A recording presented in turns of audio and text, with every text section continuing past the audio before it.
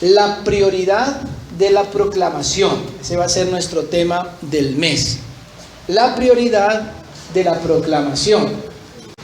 Haciendo referencia a el lugar que debe ocupar la proclamación de la palabra de Dios. Y la palabra proclamación, que de pronto no es tan usada, es sinónimo de predicación. Pero yo quise colocar predicación, porque cuando usamos la palabra predicación inmediatamente lo relacionamos con predicador. Y si hablamos de la prioridad de la predicación, podríamos llevar a la idea de que es la prioridad que tiene el que predica, el evangelista, el misionero, el pastor, el líder. Entonces como que el tema no nos atañe. Pero cuando nos referimos a eso o a este tema, estamos hablando de la prioridad que tenemos todos de proclamar la verdad. Proclamar la verdad. La Biblia dice por allá en algún lado, el que sabe hacer lo bueno y no lo hace, es pecado.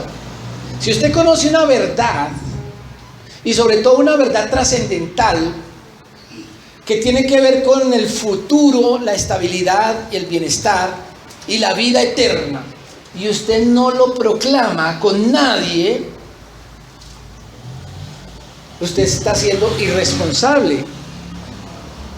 Porque no se trata de un chisme. Si es un chisme, quédese callado. Pero se trata de una verdad de la que depende la vida del ser humano.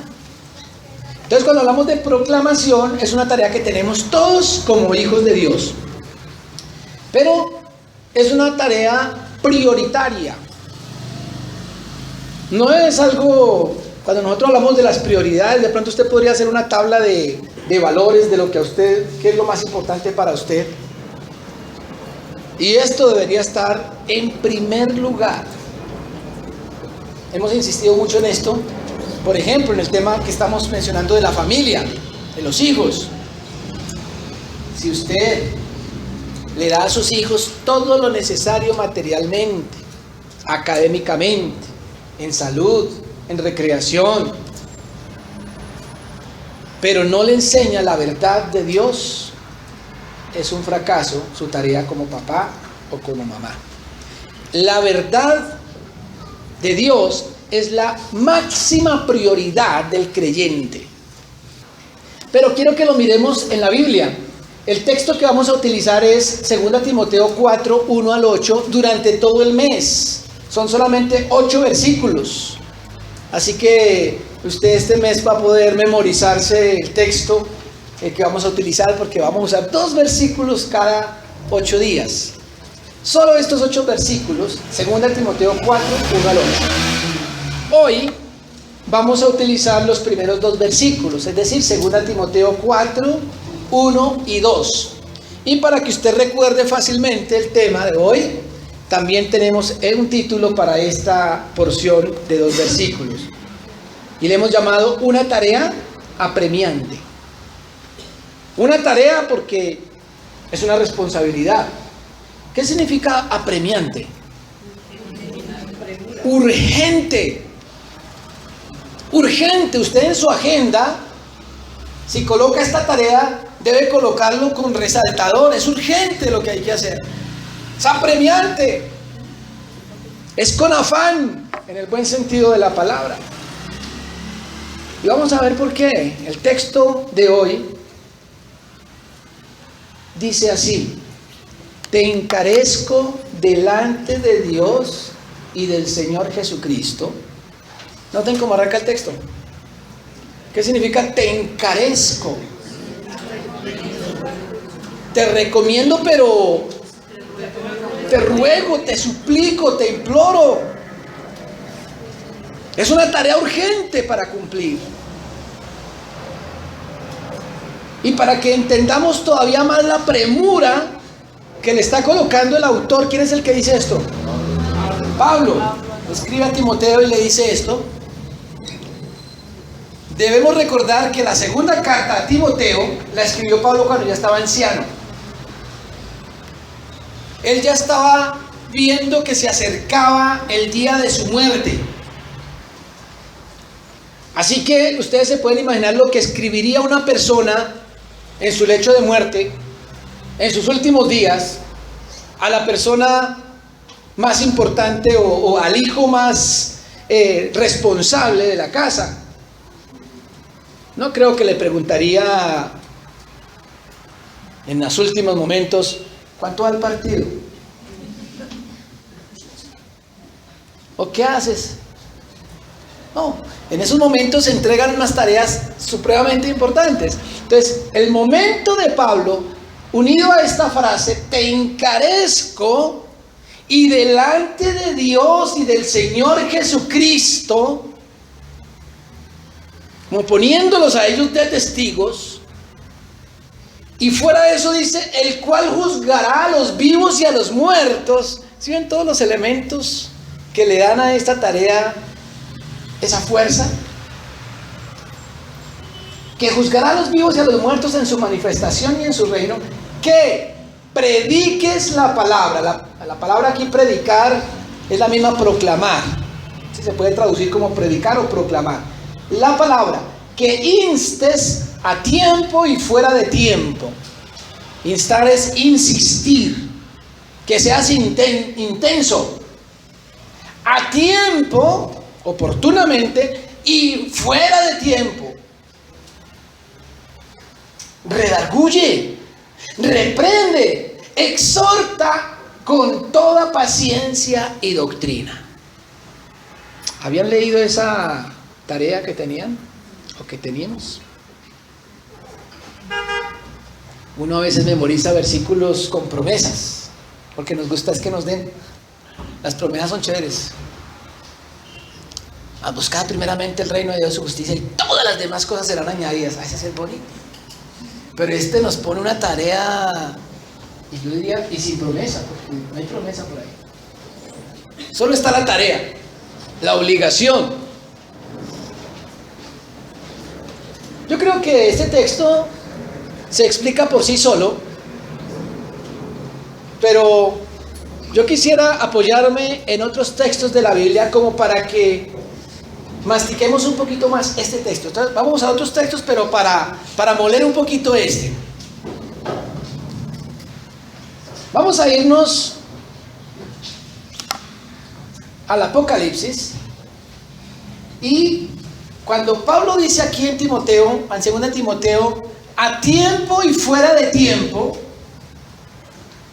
está diciendo que es cuestión de tiempo. Aquí hay una cuestión de tiempo.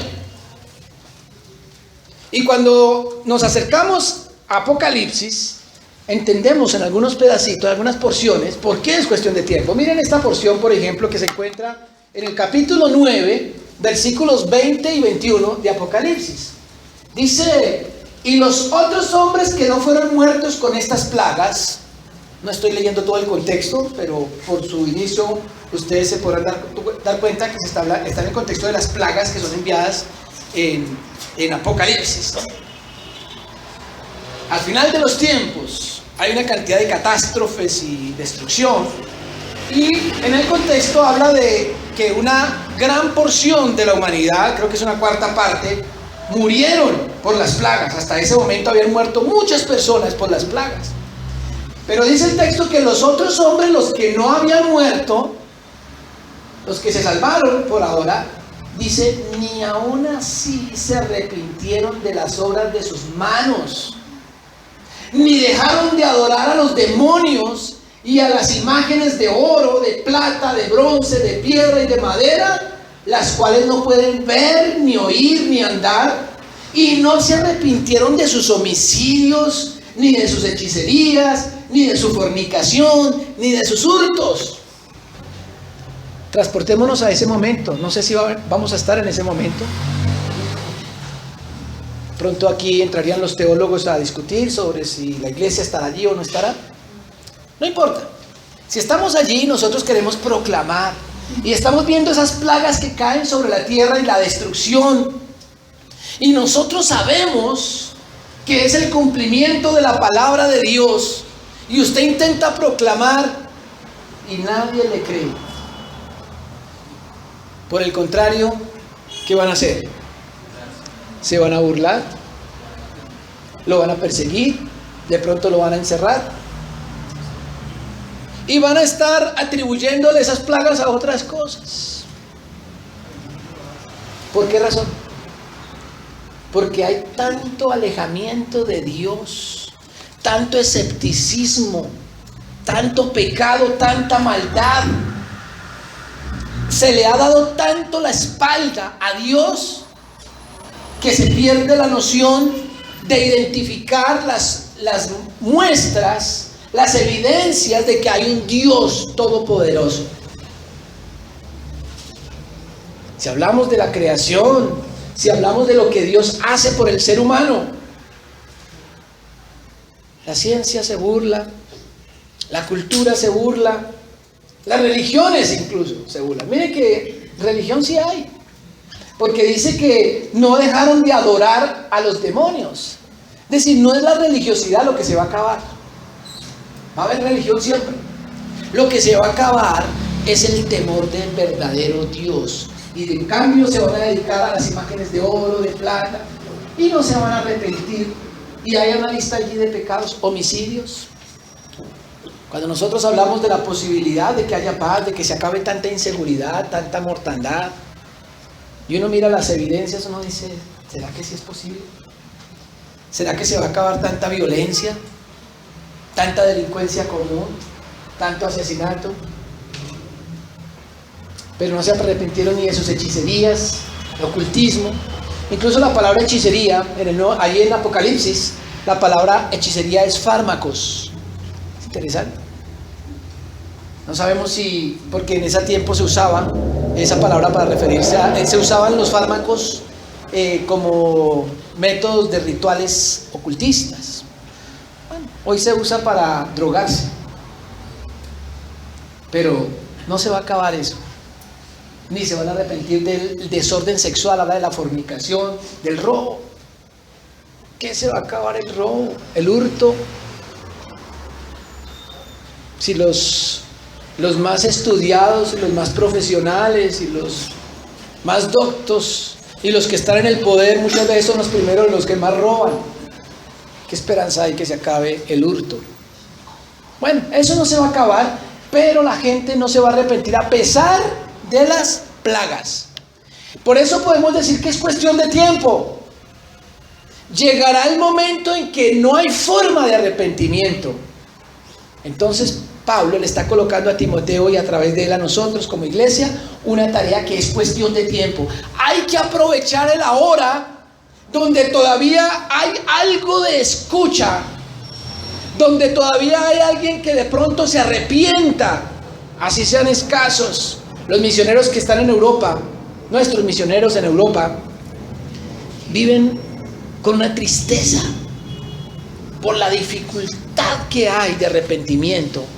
Europa está vacunada contra el evangelio. Allá no quieren saber nada de las iglesias suntuosas, gigantescas. Tanto protestantes como católicas se están quedando abandonadas porque nadie quiere saber ya de nada.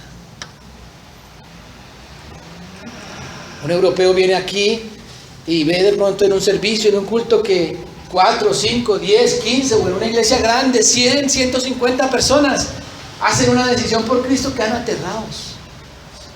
Porque eso no se ve por allá. Nosotros estamos en el tiempo en el que todavía podemos producir arrepentimiento. Así que es cuestión de tiempo. Pero miren lo que sigue diciendo más adelante Apocalipsis en el capítulo 16. Está hablando de los 7 ángeles, las copas de la ira. No sé si han leído el pasaje. Las 7 copas de la ira de Dios también son plagas. Y son ángeles los que derraman esas copas. Y dice que el cuarto ángel derramó su copa sobre el sol, al cual le fue dado quemar a los hombres con fuego. Y los hombres se quemaron con el gran calor y blasfemaron el nombre de Dios que tiene poder sobre las plagas. Y no se arrepintieron para darle gloria. Uno mira este relato, esta profecía y muchos dirán, qué fantasías, ¿no? Un ángel derramando una copa sobre el sol. Recordemos que eso es literatura apocalíptica que tiene mucha simbología, son símbolos. Pero, ¿por qué se nos haría extraño una profecía de estas? ¿Acaso no estamos hablando, por ejemplo, del calentamiento global? ¿Acaso no existe hoy en día más cáncer de piel producto del efecto del sol? ¿Acaso no estamos viendo la destrucción inclusive de los campos por incendios forestales producidos por el calor?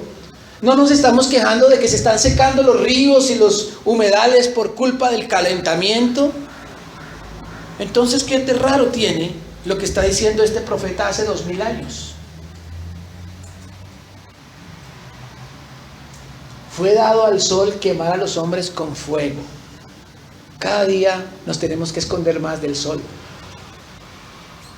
Pues no estoy diciendo que ya fue derramada la copa, pero si eso es ahora y no ha sido derramada, ¿qué nos espera? Pero aún viendo el desastre producido por ese efecto solar, dice la Biblia que ni así se arrepintieron. Al contrario, en lugar de arrepentirse, ¿qué? Blasfemaron el nombre de Dios. Y no se arrepintieron para darle gloria al que tiene el control sobre esas cosas. Es cuestión de tiempo, mis hermanos. Es una tarea apremiante. También dice más adelante, en el capítulo 16, versículos 10 y 11, el quinto ángel también derramó su copa sobre el trono de la bestia y su reino se cubrió de tinieblas. Y mordían de dolor sus lenguas.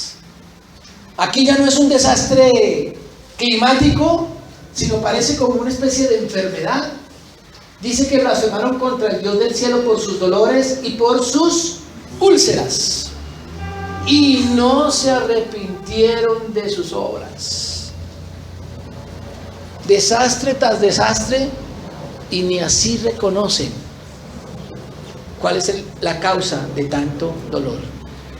Úlceras. No sé cuántas enfermedades se evidencian por medio de úlceras.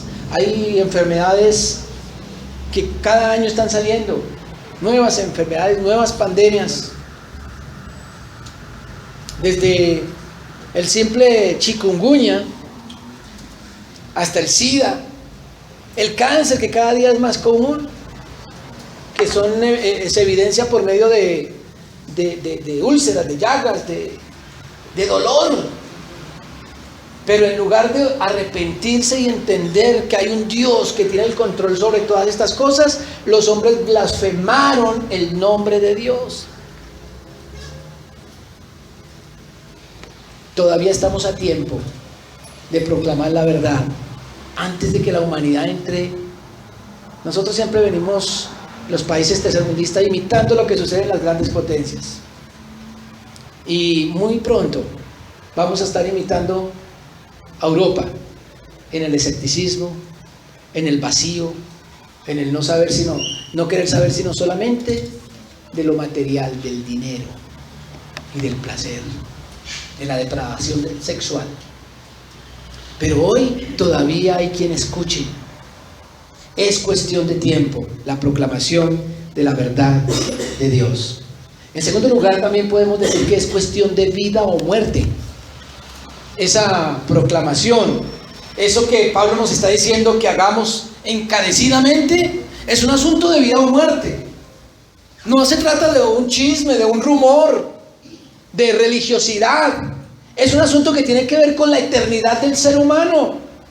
Si eso no nos despierta urgencia, compasión, misericordia, ¿qué lo haría? Dice texto de Apocalipsis. Apocalipsis capítulo 20, versículos 11 al 15. Y vi un gran trono blanco, y al que estaba sentado en él, de delante del cual huyeron la tierra y el cielo, y ningún lugar se encontró para ellos. Y vi a los muertos grandes y pequeños de pie ante Dios. Aquí está relatando el tema del juicio. El gran trono hace referencia a Dios y el juicio de todos los seres humanos delante de Dios. A eso se refiere Pablo cuando dice: el que está para juzgar a los vivos y a los muertos. Aquí está tratado el juicio. Y dice, y vi a los muertos grandes y pequeños en pie ante Dios. Y miren lo que dice a continuación. Los libros fueron abiertos. ¿Cuáles libros? Dice los libros, en plural, fueron abiertos. ¿Conocen esos libros? Bueno, luego dice, y otro libro, en singular, fue abierto. ¿Cuál es ese libro? ¿Cuál? ¿Cómo sabemos? Ay, sí, ¿verdad? El que está en singular sí dice cuál es. Y los libros en plural no sabemos, ¿cierto? Pero el texto nos aclara. Dice que fueron, entonces vamos a imaginarnos a la escena, ¿no? El gran trono.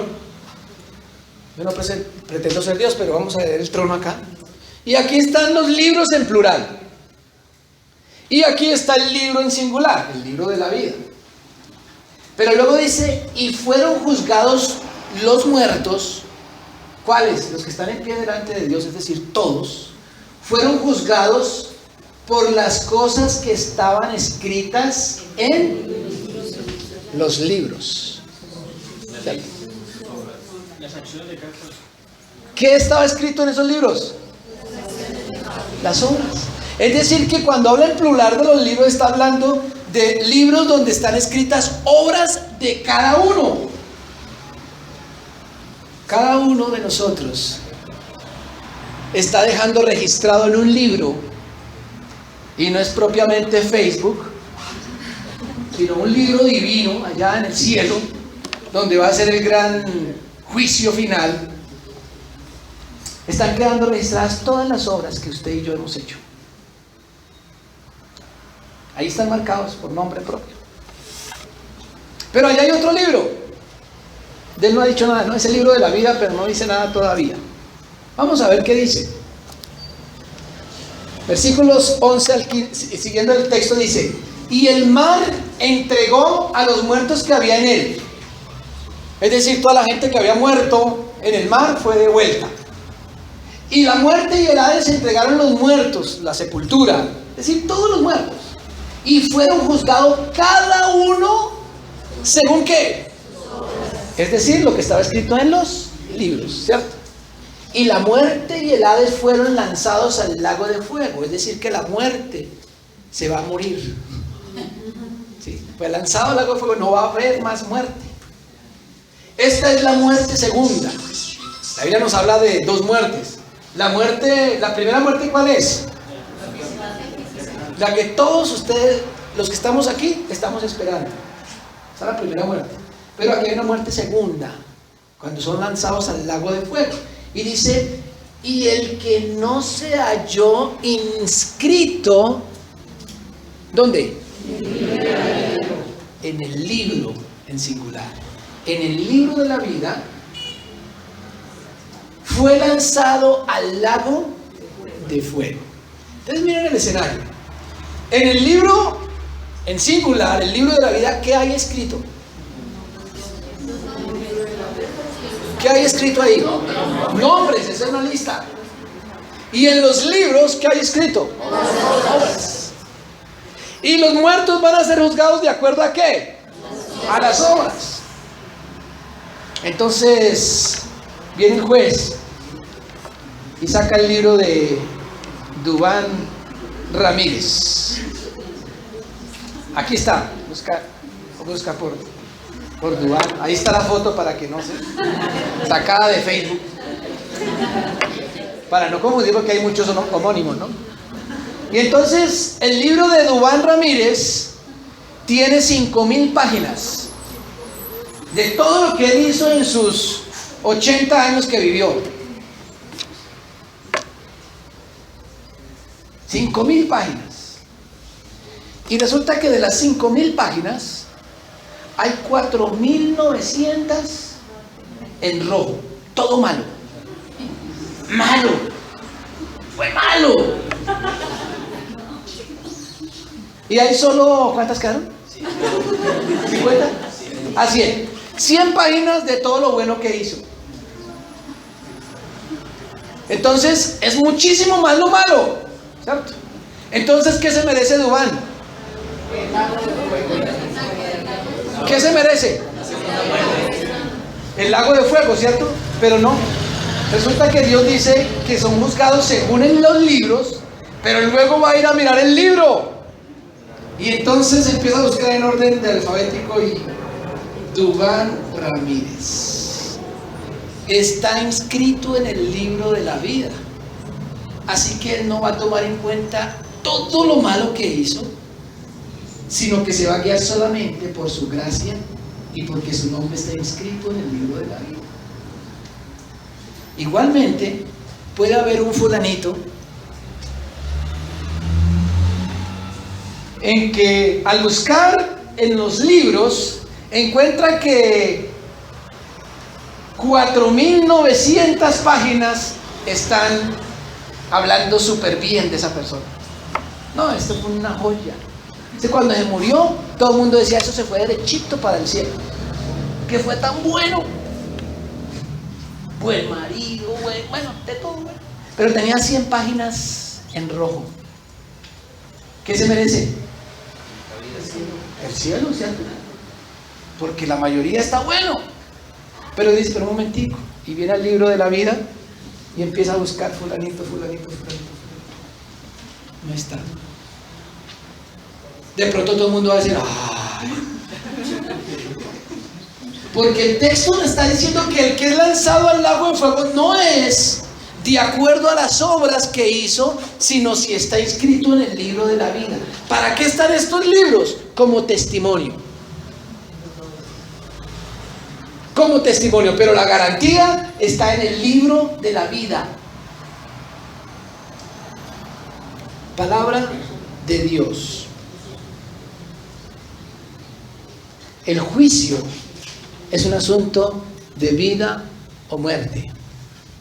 El futuro del ser humano está en la presencia de Dios o en el lago de fuego, que es la muerte segunda. ¿Eso no es algo trascendental? ¿Eso no nos muestra lo imperioso que es avisarle al ser humano para dónde va caminando? Usted puede ver gente caminando hacia un despeñadero, hacia un abismo, y se va a quedar callado, incluso si son sus seres más queridos. La proclamación de la verdad es un asunto de vida o muerte. Cuando uno lee estos textos, entiende mejor lo que Pablo quería decir entonces en 2 de Timoteo.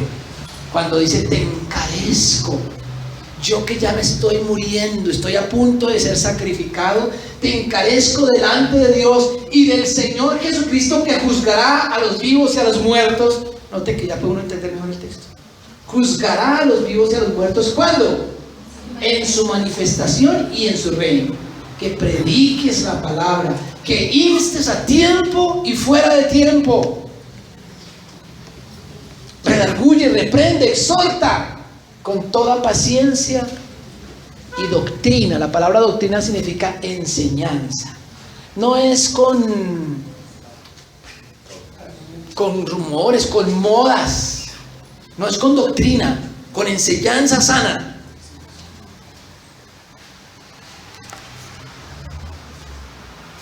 Pero hay otro texto, una historia mejor, de un hombre que nos permite entender también o arrojar más luz sobre este texto. Noten que ya lo leemos mejor, ¿cierto? Después de leer Apocalipsis. Pero yo quiero recordarles una historia de un hombre. ¿Se acuerdan de él?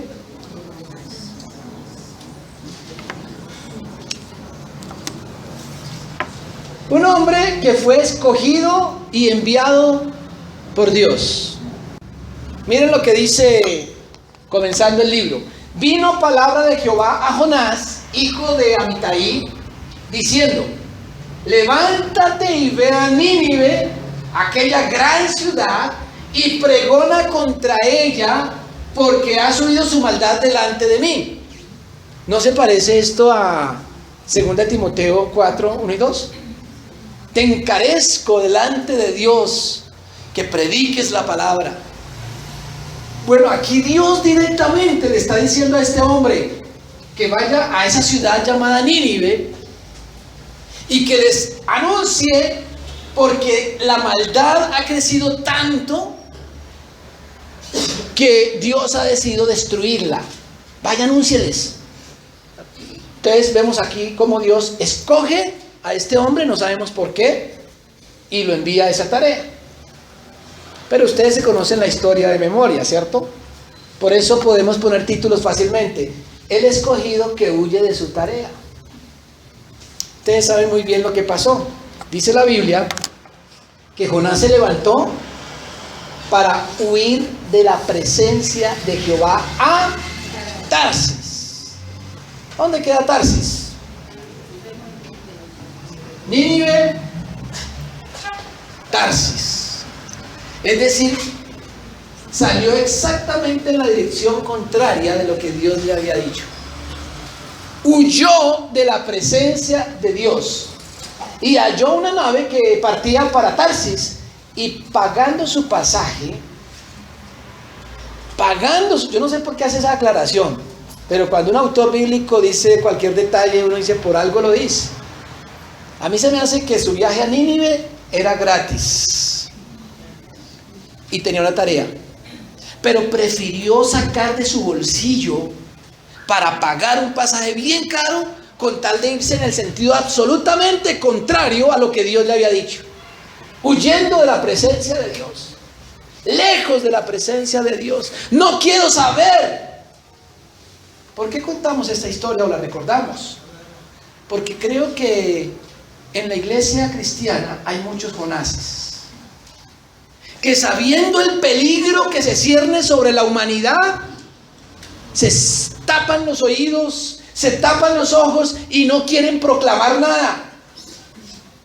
Y sacan de su bolsillo plata para gastar en cualquier cosa, menos para invertir en la proclamación de la verdad. Se invierte en el deleite, en el huir de la presencia de Dios, viendo a la humanidad caminando hacia el despeñadero. Esta historia debe hacernos reflexionar sobre qué tan Jonases, después de haber visto 2 meses que somos escogidos y enviados por Dios, la pregunta es: ¿estamos cumpliendo la tarea? ¿Viendo la peligrosidad de lo que está sucediendo? Pero no solamente Jonás huye de la presencia de Dios, incumpliendo su mandato, sino que además es un dormilón. Ustedes saben que yendo en la nave que iba hacia Tarsis, se levantó una tormenta y ese barco se movía para lado y lado. El agua se colaba a la barca, los hombres estaban allí luchando. Una tormenta que los iba a destruir. Pánico, destrucción, tragedia, muerte se venía. Y Jonás se bajó a su cámara y, arrulladito por la tormenta, estaba dormido. El que sabía la razón de lo que estaba sucediendo estaba dormido, y los ignorantes luchando contra el agua y la tormenta. Así que dice el texto, capítulo 1, versículo 6, que el patrón de la nave se le acercó y le dijo: ¿qué tienes, dormilón?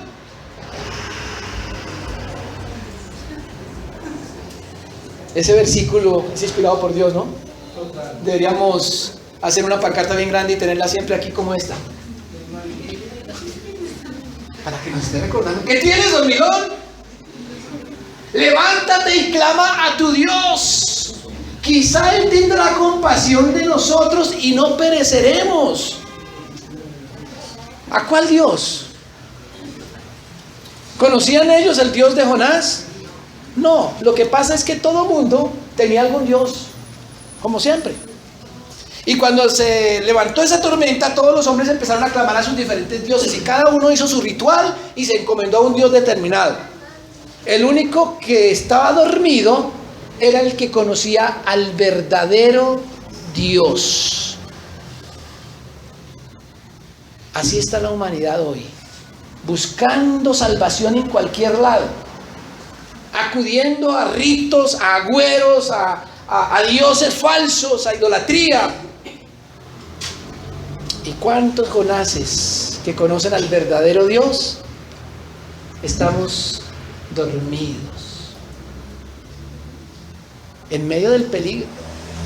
Y a veces se levanta uno, bosteza, mira el noticiero y dice: uy, cómo está este mundo de perdido. Pero seguimos durmiendo. Un escogido dormilón. Arrepentimiento del escogido. ¿Ustedes recuerdan entonces que cuando lo despertaron, pues él le tocó confesar y dijo: miren, todo esto está sucediendo por culpa mía. Yo soy hebreo, creo en Jehová, el que hizo los cielos y la tierra, y por mí está sucediendo esto, porque yo estoy huyendo de Dios. Ustedes no tienen otra cosa que hacer que echarme al agua. Y entonces estos hombres no lo hicieron inmediatamente, sino que empezaron a luchar y trataron hasta última hora de no hacerlo. Eran más temerosos que el mismo Jonás. Y finalmente, viendo que no podían hacer nada, dijeron: bueno, Dios nos perdone, Dios no nos tome en cuenta este pecado, y lo lanzaron. Y una vez lanzado Jonás, el agua se aquietó. Claro, no escucharon el mensaje, pero se aquietó el agua. Y vino un pez grande, se tragó a Jonás enterito. Y hasta que Jonás no estuvo en la oscuridad del vientre de una bestia marítima, no reaccionó, no se arrepintió. Fue ya en medio de ser parte de las tripas de este pez que Jonás reflexiona y se arrepiente. Y entonces incluso hay una poesía que él proclamó dentro del pez, parte de la cual dice así en capítulo 2, versículo 7 y el versículo 10, dice: cuando mi alma desfallecía en mí, me acordé de Jehová. Hasta que no estuvo en la mala, me acordé. Ay, verdad que yo cogí para el lado contrario. Y mi oración llegó hasta ti en tu santo templo. ¿Qué tal si nosotros no tuviéramos un Dios con tanta misericordia? ¿Qué tal si Dios no fuera un Dios de gracia y de perdón como el que nosotros tenemos? ¿Dónde estaríamos? Dice que Dios mandó al pez y lo vomitó en tierra. Jonás, el escogido y enviado por Dios, ahora es parte del vómito de un pescado. Podemos hacer muchas analogías, pero ¿será que hasta que no seamos vómito no nos vamos a acordar de Dios? Pero cuando el escogido cumple con su tarea, vemos aquí en el capítulo 3 que dice: vino palabra de Jehová por segunda vez a Jonás diciendo: levántate y ve a Nínive, aquella gran ciudad, y proclama en ella el mensaje que yo te diré. ¿Han escuchado eso antes? Jonás también. ¿Qué dijo Jonás? Bueno, Señor, ahora sí. Y dice que se levantó Jonás y fue a Nínive conforme a la palabra de Dios. Dios es un Dios de segundas oportunidades. Dios no es un Dios tirano y condenador que nos arrasa cuando cometemos el primer error, sino que nos da siempre segundas oportunidades. Y Jonás tuvo su segunda oportunidad y la aprovechó. Cumplió la tarea que Dios le encomendó. Y dice que Nínive era una ciudad grande en extremo. Una ciudad que tardaba 3 días para atravesarla. ¿Se la puede imaginar? ¿Cuánto gastamos atravesando Bogotá de norte a sur? Una ciudad grande en extremo. Y Jonás entonces fue allá a cumplir la tarea. Y dice el capítulo 3, versículos 1 al 5, la segunda parte dice: y comenzó Jonás a entrar por la ciudad camino de un día. Entonces, ¿dónde iba? La tercera parte de la ciudad iba. Y empezó a predicar diciendo: de aquí a 40 días Nínive será destruida. Ese libro siempre me ha impresionado, porque los que han estudiado la Biblia, digamos la introducción a la Biblia, saben que Jonás pertenece a qué tipo de libros. A los profetas, ¿cierto? Un profeta menor. Y resulta que la profecía de Jonás tiene un renglón, mire. ¿Qué dice? De aquí a 40 días Nínive será destruida. Se acabó la profecía. Eso fue todo lo que él dijo. Lea todo el libro y no cuenta nada más. Un renglón profetizó el hombre. Y a regañadientes, porque él no quería, ¿no? Así que yo me lo imagino ahí en la Boyacá con 26. De aquí a 40 días Nínive será destruida. La persona que estaba más cerquita le escuchó, dice. ¿Qué dice? Y los hombres de Nínive creyeron a Dios y proclamaron ayuno, se vistieron de cilicio, desde el mayor hasta el menor de ellos. No creyeron a Jehová, a Dios. ¿Y qué creen que pasó? Cuando alguien cree, por malo que sea, dice Dios que la maldad de ese pueblo había llegado hasta sus oídos y había decidido destruirlo porque la maldad era mucha. Era otro Sodoma, otro Gomorra, otro Babilonia, otro Bogotá. Pero se arrepintieron inmediatamente. Dios también se arrepintió y decidió no destruir Nínive. Con una profecía de un rengloncito. Cuando el escogido cumple la tarea, alguien escucha. ¿Saben que esa persona que escuchó le llevó el cuento al rey de Nínive? ¿Dónde estaría el rey? En la Plaza de Bolívar. Le llegó la historia al rey y él ordenó, sacó un decreto inmediatamente que nadie podía comer, ni siquiera los animales, porque todos tenían que hacer un ayuno para pedirle a Dios misericordia. Y Dios escuchó eso y perdonó. Pero, ¿cómo termina la historia? Resulta que Jonás era un escogido sin misericordia. Jonás apenas vio el arrepentimiento de la gente, dice, pero Jonás se apesadumbró en extremo y se enojó. Y oró a Jehová y dijo: ahora, oh Jehová, ¿no es esto lo que yo decía cuando aún estaba en mi tierra? Por eso me apresuré a huir a Tarsis, porque sabía que yo sé que tú eres un Dios clemente y piadoso, tardo en enojarte y de grande misericordia, y que te arrepientes del mal. Ahora pues, oh Jehová, te ruego que me quites la vida, porque me es mejor la muerte que la vida. Estoy tan enojado que tú hayas perdonado a esos bandidos criminales que prefiero morir que verlos perdonados. No fue la misericordia de Jonás la que salvó a Nínive, fue la misericordia de Dios. Porque en cuanto a Jonás, él estaría en Tarsis rumbeando. Le tocó ir porque pasó por ser vómito. Pero una vez que esta gente se arrepiente, Jonás se enoja con Dios. Es un escogido sin misericordia. Pero cuando Dios tiene planes de salvación, hasta los infieles son usados para que el mensaje llegue. ¿En qué nos podemos nosotros como iglesia parecer a Jonás? Número 1, en no cumplir la tarea y dedicarnos a otras cosas en el sentido opuesto de lo que Dios nos ha mandado como escogidos. Número 2, en quedarnos dormidos mientras el mundo se está perdiendo, mientras los desastres están cayendo sobre la humanidad, mientras cada día mueren más y más personas sin Dios y nosotros podemos estar bostezando. Número 3, en que no nos dé dolor de ver a la gente perdiéndose. Tal vez sería más fácil orar: Señor, destruye esta ciudad que está muy mala,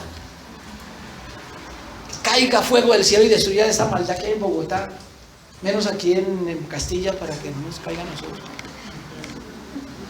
Porque como la justicia de nosotros es que el que hace lo malo se merece morir, pero la justicia de Dios dice que el que se arrepiente del mal, Dios lo tiene inscrito en el libro de la vida. Aunque se perezca la muerte y aunque la mayor parte de su vida fue el mal, Dios está dispuesto a perdonar. Pero también puede ser que si no hacemos la tarea con misericordia, posiblemente sea que ni siquiera nosotros hemos entendido el mensaje. Tal vez tenemos una religión, pero no hemos entendido que es un asunto de vida o muerte, que es un asunto de tiempo, que es un asunto imperativo, urgente, de salvación. El ser humano está necesitando a la iglesia. El ser humano está necesitando a los enviados de Dios para escuchar el mensaje de salvación. Tal vez usted no se imagina frente a una plaza, frente a un estadio lleno, proclamando, o parado en una esquina en el centro de Bogotá, diciendo: se avecina la destrucción. Pero me pregunto, en su casa, con esas 2, 3, 4 o 5 personas que tiene en su casa, ¿ha proclamado la verdad? ¿Ha compartido con esa persona más cercana, su compañero, su vecino, su familiar, que usted está inscrito en el libro de la vida, pero que todos necesitamos hacerlo y es nuestra única esperanza de vida eterna? Estos textos nos permiten entender con claridad los versículos que hemos escogido para hoy. Te encarezco. Pablo le dice a Timoteo: ahora haga de cuenta que usted es Timoteo. Te encarezco delante de Dios y del Señor Jesucristo, que juzgará a los vivos y a los muertos en su manifestación y en su reino, que prediques la palabra, que instes a tiempo y fuera de tiempo, redarguye, reprende, exhorta con toda paciencia y doctrina. Señor, tú tienes planes de vida eterna. Tú tienes un proyecto de salvación para toda la humanidad. Y nosotros te hemos conocido y te hemos creído. Pero tenemos que reconocer que no hemos compartido esa noticia, ese evangelio, con la premura del tiempo, con la premura de vida o muerte que tu palabra nos insta a hacer. Señor, te ruego que, como lo hiciste con Jonás, nos perdones la negligencia, nos perdones el sueño y que nos des las fuerzas, la diligencia, el poder, el amor y la misericordia que necesitamos para cumplir nuestro papel en el proyecto de salvación que tú has establecido. Te lo pedimos en el nombre de Jesús. Amén.